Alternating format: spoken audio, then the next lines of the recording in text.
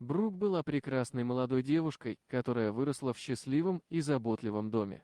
Однажды ее отец подарил ей необычный подарок — маленького птенца-ворона. Воспитывая его, Брук научилась ответственности и заботиться о ком-то, к сожалению. Однажды она неожиданно умерла по неизвестным причинам, во время своего похорон птенец-ворон взлетел на ее гроб, и тогда произошло что-то невероятное и чудесное. Брук было всего лишь 6 лет, но она была сильной, красивой и самостоятельной. Она любила проводить время в саду, рассматривая растения и наблюдая, как насекомые играют на них. Она бегала, прыгала и играла среди деревьев, взбиралась на них, царапала колени и рвала одежду.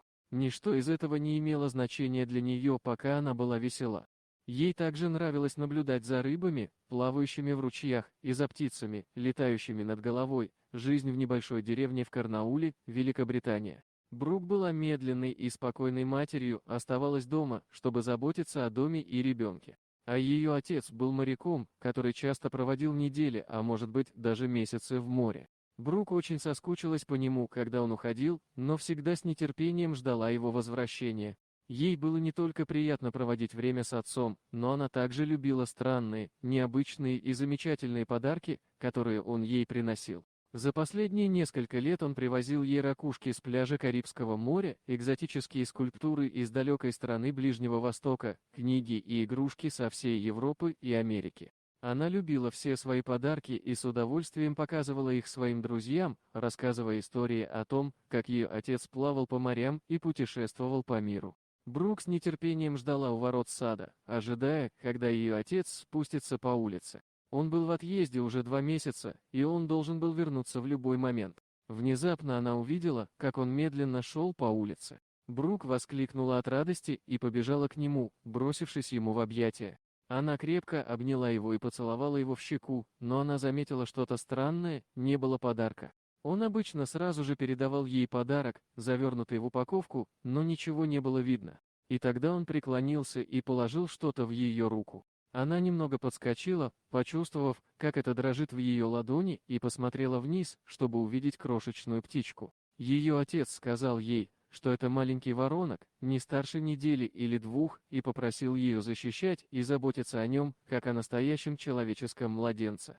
Брук была запутана, но ее лицо засияло, когда она осознала, насколько большая ответственность лежит на ее плечах в следующие несколько недель. Девочка проводила все свое время со своим вороном, кормила его, давала ему пить и даже учила нескольким трюкам. Вороны – очень умные птицы, и ее воронок быстро освоил то, что маленькая девочка старалась ему научить. Птенец также начал расти и уже через несколько недель научился летать. Брук выводила его на улицу и с восхищением наблюдала, как он свободно парит в небе. Он мог легко улететь и никогда не вернуться, но всегда находил обратный путь к Брук. Было ясно, что у девочки и птицы была очень крепкая связь. Однако однажды произошла трагедия, пока они находились в саду, лежа под большим деревом, ворон внезапно перестал дышать и схватился за горло. Друг начал громко каркать, и в течение нескольких минут родители, услышав шум, подбежали к окну, чтобы узнать, что происходит. Увидев, как их дочь извивается на земле, они выбежали наружу и подхватили ее, не обращая внимания на ворона. Затем они сгрузили бедную девочку в машину и поспешили в ближайшую больницу. Вороны сидели на дереве и наблюдали, как машина исчезает вдали, а затем влетели через открытое окно и уселись на кровать рядом с Брук, когда они приехали в больницу. Врачи быстро приступили к проверке легких девочки такого юного возраста, ведь она была здоровой и не должно было быть проблем с дыханием. Поэтому было важно провести сканирование ее легких, чтобы убедиться, что нет проблем, и выяснить, в чем была проблема. Также было важно начать ее дыхание снова, так как отсутствие кислорода могло вызвать серьезные и необратимые повреждения. Все это время родители смотрели со слезами в глазах. Несмотря на все усилия врачей, к сожалению, Брук была объявлена мертвой. Когда было объявлено время смерти, за окном больничной палаты был ворон. Он продолжал каркать и стучать в окно. Но персонал отгонял его, больница не была местом для такой птицы, даже если она была домашним животным. Когда родители, вдруг охваченные горем, приехали домой и начали готовиться к похоронам, ворон каркал и садился на их машину, снова издавая много шума. Отцы и матери, охваченные горем, проигнорировали его. День похорон Брук настал скоро. Ее родители, родственники и друзья все плакали, оплакивая маленькую девочку, лежащую безмолвно в ее небольшом гробу. Крышка была открыта, чтобы люди могли попрощаться. Она выглядела такой хрупкой и невинной в своем гробу, словно драгоценная фарфоровая кукла.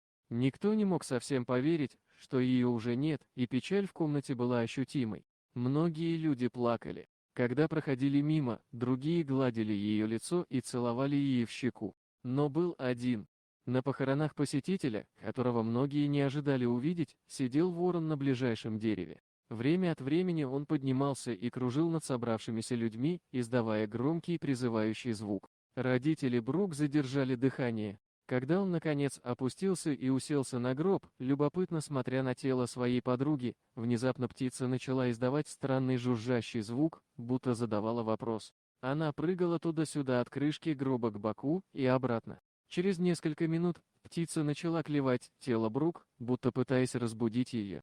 Родители были тронуты таким зрелищем и, хотя они понимали, что ворон, возможно, чувствовал свою собственную форму горя, они знали, что он не может оставаться там, клевая девочку. Они пытались крикнуть на него, но он не реагировал и даже начал клевать ее в рот. Это поведение выглядело бесстыдным для семьи, но оно скрывало тайные намерения. Все скоро узнали о нем, когда отец приблизился к открытому гробу и размахнулся руками, чтобы отогнать птицу. Она закрыла крылья и протестовала, но наконец поднялась и улетела на ближайшее дерево, глядя вниз с интересом. Все глаза следили за вороном в его коротком путешествии, но когда они вновь обратили внимание на гроб, они замерли. Брук сидела на коленях, держа яйцо размером с грецкий орех, которое пришло от насекомого и выросло, размножилось. Оно заперлось в ее горле после падения с дерева, под которым она лежала в саду. Когда ее спешно доставили в больницу, врачи предполагали, что проблема была с ее легкими, поэтому они только проверили ее грудную клетку с помощью рентгена, что не выявило ничего. Они не проверили горло. Другой недостаток кислорода отправил ее в кому, и она была ошибочно признана мертвой. Несмотря на то, что она все еще могла делать медленные и поверхностные вдохи, Брук посмотрела на своих родителей, которые бросились к ней, обнимая и целуя. Их дочь была жива. Они были шокированы и поняли, что ворон знал все заранее. Он много раз пытался передать это сообщение родителям Брук, но они не поняли, и когда птица клюнула Брук по лицу и рту, это был ее способ попытаться удалить преграду самостоятельно. Благодаря этому птица имела достаточно времени, чтобы спасти жизнь друга. Вот такая удивительная история. А что вы думаете по поводу данной истории? Делитесь своим мнением в комментариях.